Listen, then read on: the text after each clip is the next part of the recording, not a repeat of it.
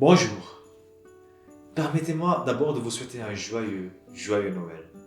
Merci de m'inviter chez vous en ce jour spécial et je vous promets, je ne serai pas très long. Mais j'ai une question très particulière à vous poser en ce jour de Noël. Personnellement, je crois qu'il est très important de savoir pourquoi nous faisons ce que nous faisons et de savoir pourquoi nous croyons ce que nous croyons. Alors je vous pose la question ce matin. Est-ce que vous savez pourquoi vous fêtez Noël? Dépendant à qui je pose cette question, j'aurai certainement des réponses différentes. Pourtant, Noël tombe à chaque année la même date. Et dans notre culture occidentale, elle est importante pour quasi tout le monde. Elle marque un temps de célébration, un temps de famille, une période pour des nouvelles résolutions. Mais pour certaines personnes, elle marque aussi un temps de solitude et de souffrance. La plupart des personnes savent qu'à la base, nous fêtons Noël pour fêter et nous rappeler que Jésus-Christ est venu dans ce monde. La plupart des scientifiques sont d'accord sur le fait que Jésus a réellement existé. Je cite Byron McCain, archéologue et professeur d'histoire, qui dit ceci. « Je ne vois aucun autre personnage dont on nie l'existence alors qu'elle est si parfaitement établie par les faits. » Il parle de Jésus. C'est une citation qui vient du magazine National Geographic. Mais pourquoi attribuer une fête à la naissance de Jésus-Christ? Pourquoi Jésus-Christ était-il si important, même encore aujourd'hui?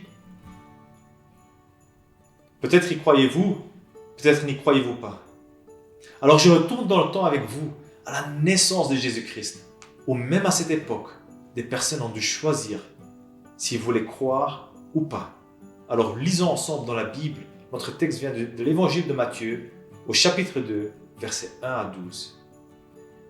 Jésus naquit à Bethléem, en Judée, à l'époque du roi Hérode. Or des mages venus d'Orient arrivèrent à Jérusalem et dirent « Où est le roi des Juifs qui vient de naître?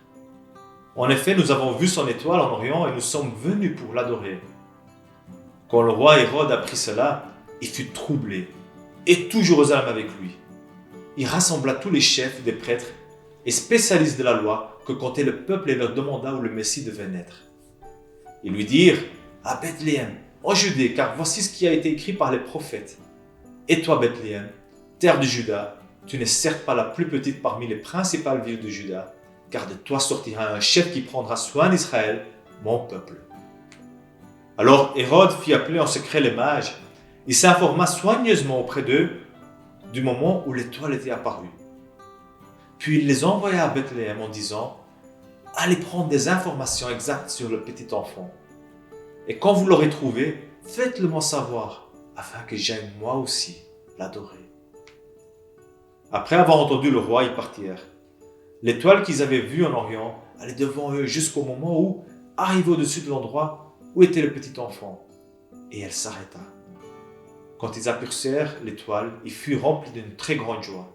Ils entrèrent dans la maison, virent le petit enfant avec Marie, sa mère, se prosternèrent et l'adorèrent. Ensuite, ils ouvrirent leur trésor et lui offrirent en cadeau de l'or, de l'encens et de la myrrhe. Puis, avertis dans un rêve de ne pas retourner vers Hérode, ils gagnèrent leur pays par un autre chemin. Voilà l'histoire d'un roi et des mages astronomes. Ils vivaient tous à l'époque de la naissance de Jésus. Et vous remarquez dans l'histoire qu'il n'y a pas mentionné combien de mages il y a, alors que nous assumons qu'il y en a 3. Souvenez-vous de la question que je vous ai posée au début. Pourquoi est-ce que nous croyons les choses que nous croyons? Et des fois, la culture peut influencer les choses que nous croyons, mais la vérité peut être différente. Alors je nous pose la question aujourd'hui, sommes-nous prêts à aller à l'encontre de la vérité? Et pour répondre à cette question, nous allons observer l'attitude du roi et des mages. En commençant par le roi. Il s'appelle Hérode et la Bible spécifie que quand il était sur les nerfs, tout Jérusalem le ressentait. Quand il apprend qu'un autre roi est né, il est sur les nerfs. Déjà que les Romains étaient très envahissants, il n'avait pas besoin d'un autre roi. Lui-même l'était, et cela suffisait. Il va donc renier la royauté de cet enfant, parce que sa vision du monde ne correspond pas à l'arrivée d'un nouveau roi. Bethléem est seulement à 10 km de Jérusalem et il ne va pas prendre la peine d'aller voir par lui-même qui est cet enfant. Il a des scribes qui savent plus de choses sur l'enfant, comme sa venue était prédite depuis longtemps, mais la vérité ne l'intéresse pas. Seulement sa vérité l'intéresse. Hérode était passif dans sa recherche de la vérité. Et nous aujourd'hui, sommes-nous intéressés par la vérité? Ou sommes-nous plutôt passifs comme Hérode, en s'appuyant sur ce que nous croyons savoir? Nous pouvons dire qu'Hérode n'était pas à la recherche de Dieu. Et de l'autre côté, il y avait des mages astronomes. Ils vivaient dans un pays lointain et ils ne connaissaient sûrement pas grand-chose sur ce roi.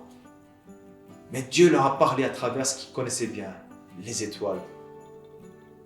Et quand ils observent une étoile qui leur annonce la naissance d'un roi, ils laissent tout derrière eux pour faire un long voyage, pour aller constater par eux-mêmes.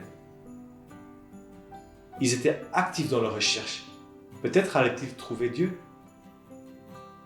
L'étoile qu'ils avaient vue le devance maintenant et en indiquant exactement la maison où l'enfant se trouve. Quel miracle! Mais un plus grand miracle les attend encore. Ils vont rencontrer ce roi et ils comprennent que le créateur de cette étoile, le créateur de toutes les étoiles d'ailleurs, se trouve juste devant eux. Ces mages ont voyagé loin, peut-être plusieurs semaines, peut-être plusieurs mois, sans savoir qu'est-ce qu'ils allaient trouver, sans aucun préjugé. Ils étaient humblement à la recherche, en laissant toute possibilité ouverte. Et ce Noël, est-ce que nous aussi sommes réellement à la recherche comme ces mages, à la recherche d'une vérité? Ces mages ont laissé tout derrière eux. Êtes-vous prêts à laisser tout derrière vous et rechercher activement la vérité? Ou est-ce que vous préférez rester dans le confort de penser savoir? Aujourd'hui, ce roi, connu sous le nom de Jésus-Christ, se révèle encore à nous. Sommes-nous prêts à aller à son encontre? Jésus nous dit dans la Bible, celui-là qui cherche trouve. Ou encore, je me tiens à la porte et je frappe. Si quelqu'un entend ma voix et ouvre la porte, j'entrerai chez lui. Je souperai avec lui et lui avec moi. Jésus-Christ est venu à nous, pour nous et comme nous, pour établir une relation entre Dieu et les êtres humains. Cette relation avait été brisée parce que les hommes n'ont pas voulu de sa royauté. Ils pensaient savoir mieux. Ils n'avaient pas besoin d'un Dieu qui leur disait comment faire. C'était le cas aussi pour Hérode. Et aujourd'hui, c'est encore le cas de beaucoup de personnes.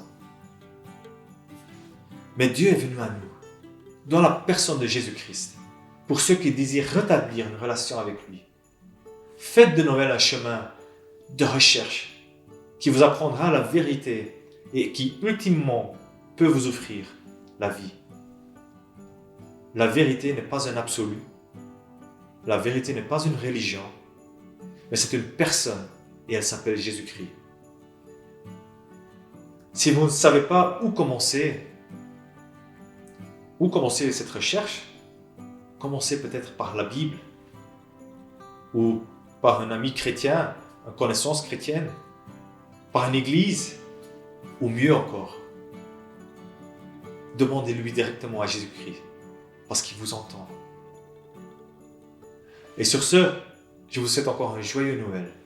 Merci de m'avoir écouté et bonne recherche.